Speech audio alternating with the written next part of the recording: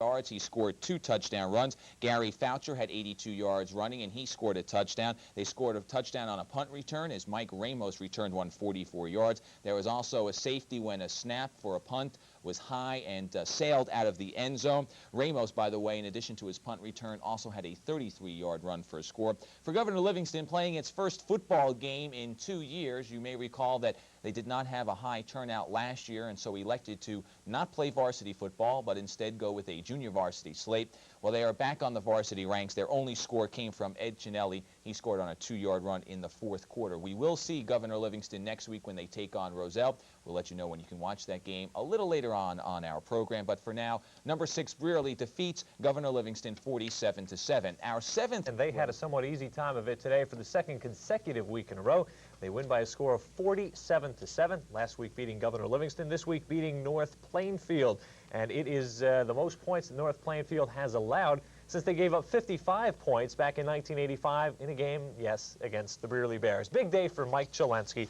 Chelensky on the day, 14 carries, 131 yards. He rushed for 3 touchdowns, and he threw a touchdown pass, and he got started in the 2nd quarter when Brearley scored 26 points, a 7-yard touchdown run. He then threw a 44-yard pass on the option play to Mike Ramos. Gary Foucher would score on a quarterback sneak. And late, with 9 seconds to go in the half, a double pass, backwards lateral to Mike Ramos. He throws a 33-yarder to Joe Capizano. He gets in the end zone. 26 second quarter points. In the 3rd quarter, Chelensky scoring twice from 35 yards and from 6 yards. Ken Kinney finished out the scoring for the Bears with a 48-yard run in the 4th quarter. Chelensky, in addition to rushing for 3 touchdowns, throwing for 1, also ran back a 47-yarder on an interception for a touchdown. That was called back because of a penalty. So Mike Chelensky with a super day, as did Joe Capizano. 11 carries for 117 yards, 401 total yards for the Bears. 309 of those were on the ground. Brearley with their 2nd consecutive 47-7 victory.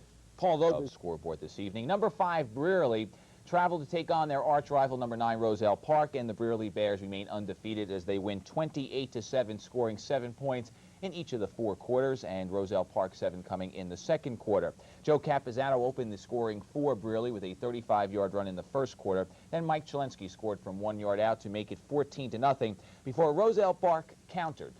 Chris Bell intercepted a pass at the 4-yard line, and Roselle Park would drive, capping its scoring drive with a Craig Vale 9-yard reception of a pass from John Cunningham. That came with 2 seconds left. The extra point was good. It was 14-7 at halftime. But then Brearley would score in the 3rd and the 4th, aided by some good special team play, depending on how you look at it. Good for Brearley, bad for Roselle Park. Chelensky a 1-yard run in the 3rd. Ken Kinney recovers a fumble in the end zone in the 4th. The final, once again, 28-7 as Chelensky finishes with 2 touchdowns and 64 yards. Joe Capizano, 11 carries, 88 yards, and a touchdown. Gary Foucher, the quarterback, ran for 61 yards. Chelensky had 2 interceptions. For Roselle Park, Chris Tokarski, 12 carries for 55 yards, and John Cunningham, their quarterback, was 6 for 20 for 90 yards, but he did throw 3 interceptions, 2 of which were picked off by Chelensky. The final, once again, Brearley 28 and Roselle Park 7.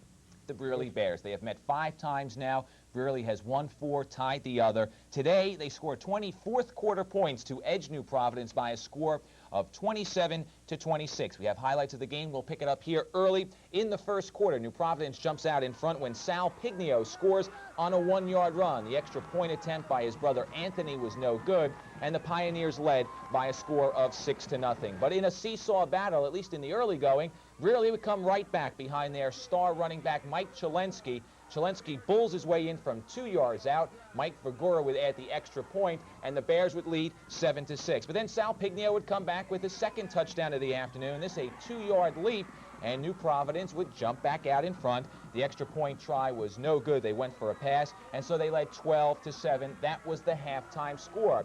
We move into the 3rd quarter. Pignio would score again to make it 20-7, but then Joe Capizano would score from 3 yards out. Vergora would kick the extra point. That came after a fumble recovery. Brearley tightens things up. Here comes New Providence. Pete Merkel with the 1-yard run. And the Pioneers now have a lead of 27-13. But back comes Brearley. Joe Capizano with a 10-yard run for the score. Bad snap on the extra point try didn't help the cause there for the Bears. And then Mike Ramos would return a punt to the New Providence 45 with 39 seconds left. Joe Capizano would score from 4 yards out. And Brearley, with the extra point by Vigora, Good would go on to defeat New Providence by a score of 27-26. New Providence threw 4 consecutive passes after they received the kickoff in an attempt to get back in the ball game and take the victory away from Brearley. They were unsuccessful, and Brearley with the win 27-26. Joe Capizano, 3 touchdowns on the afternoon, gained 83 yards on the ground. Chelensky, 15 carries for 72 yards. He had the 1 touchdown. New Providence had a good day from Pete Merkel and Sal Pignio. Pignio 3 touchdowns while gaining 49 yards. Merkel, the workhorse of that backfield, 88 yards and 1 touchdown. But New Providence now has lost a 5 overtime game. That was in the semifinals of the playoffs. Last year to Brearley, they tied them 0-0. They lost a 21-14 game a couple of years ago. And in their first meeting between the 2 teams, a game we televised a few years ago, Al Namella was called for intentional grounding in the end zone. The safety gave Brearley the 16-14 victory. Always tough games between these two, but Brearley just seems to have New Providence's number. Brearley with the win today, 27-26. Classic high school football game. We'll take a look at some of the highlights from that game right now. Jim Bodner, a fine quarterback this year, having a real good year. Here he gets Johnson on the board. First quarter, he finds Eric Peprocki, 30 yards in all. The extra point good. Johnson leads 7-0 after 1.